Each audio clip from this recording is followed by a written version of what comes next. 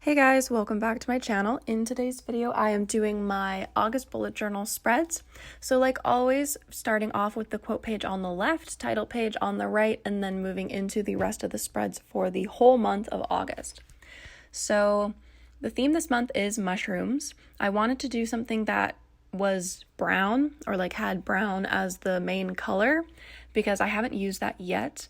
And I didn't want to use like a similar color for the past couple months that I've done so far. So like blue for July and pink for June and purple for May. I wanted to really switch it up and then maybe bring those colors back later just because I only have so many colors of markers in the mild liners, and that's what I like to use for the main themes.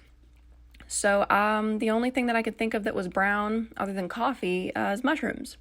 I don't like mushrooms or coffee, but I thought mushrooms would be a little bit easier to incorporate into weekly spreads. So as you can see, I'm just doing the calendar here. At the bottom, I've included some forest creatures as well as some mushrooms. I've also got some like garden gnomes and then fairies.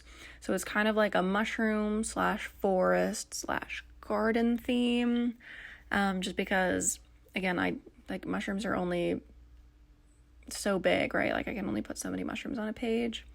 So I have a little fox on the left hand side there, and then I do have a fairy flying around on the right hand side, and on each of those mushrooms I have August spelled out.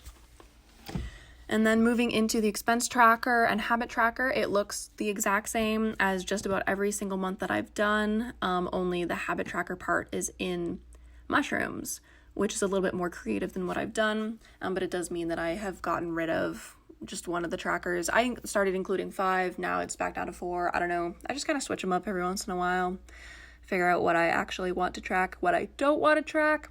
And now moving into the mood tracker.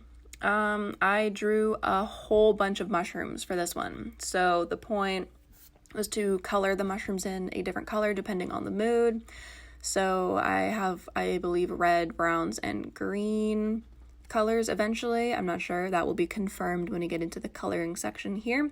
But I just had them all sitting on like little pieces of grass. They're not evenly spaced, which kind of bothers me now that I look at it, but oh well. I tried my best to space them out as much as I could in a way that made sense and still included all 31 mushrooms because there's a lot of days in August.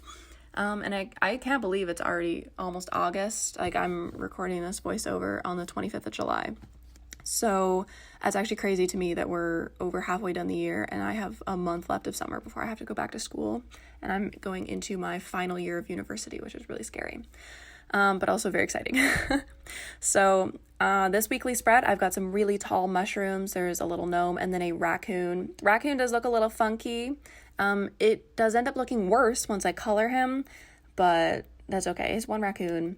And then I did something a little bit different for this spread here. I wanted to incorporate those like the boxes that I used in a lot of the earlier months of the year, but of course include the mushroom. So I decided to put like a big header on them and then have the mushrooms on the sides instead of splitting it into like events and tasks.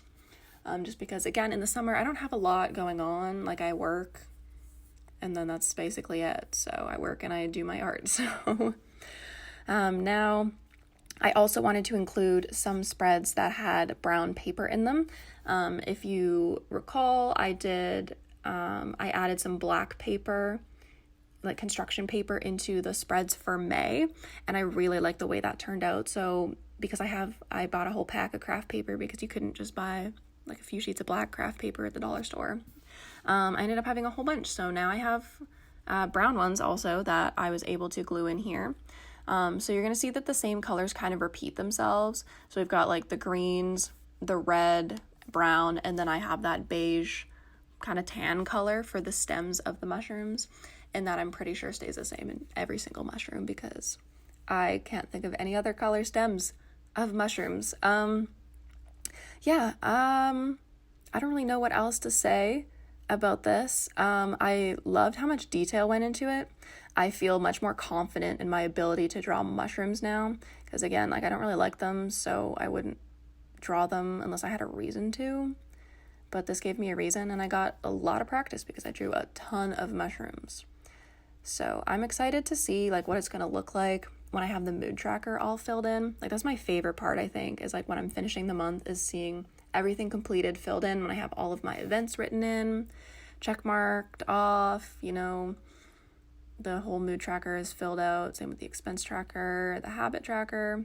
I mean, I don't really like seeing the expense tracker at the end of the month because unfortunately I do have quite a few expenses. So, but that's okay. I think it's really cool just to see it all at the end. And that's also why I like doing the final flip through of like the end of the year, so that everybody can see kind of the final outcome of everything. Because what I only show you in these videos is just setting it all up. And then at the end of the year, there's one big video that shows all of the completed spreads.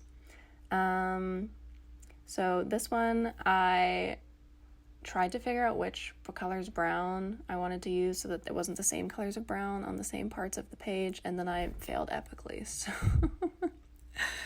oh, that's okay.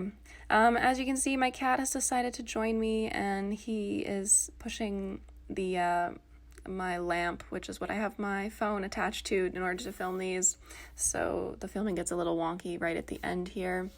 And yes, for those of you who may have already guessed, I just put my phone on top of my lamp and use my lamp as a tripod. It's like elastic band to the top so that it doesn't fall, and it gives me a top-down view, which is something that I've always wanted. So no more filming from the side, top-down views only, which is exciting. And I'm looking at purchasing a camera with a real tripod so that I don't have to use my phone, and maybe I'll get a little bit better quality videos.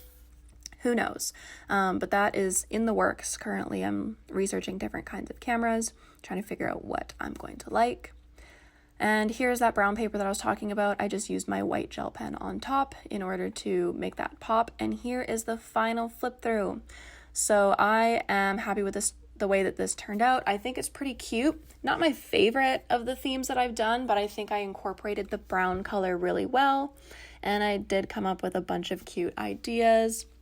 So if you enjoyed this video, make sure to like it, leave a comment down below, subscribe to my YouTube channel. I post new videos every Monday afternoon at 3 p.m. Mountain Standard Time.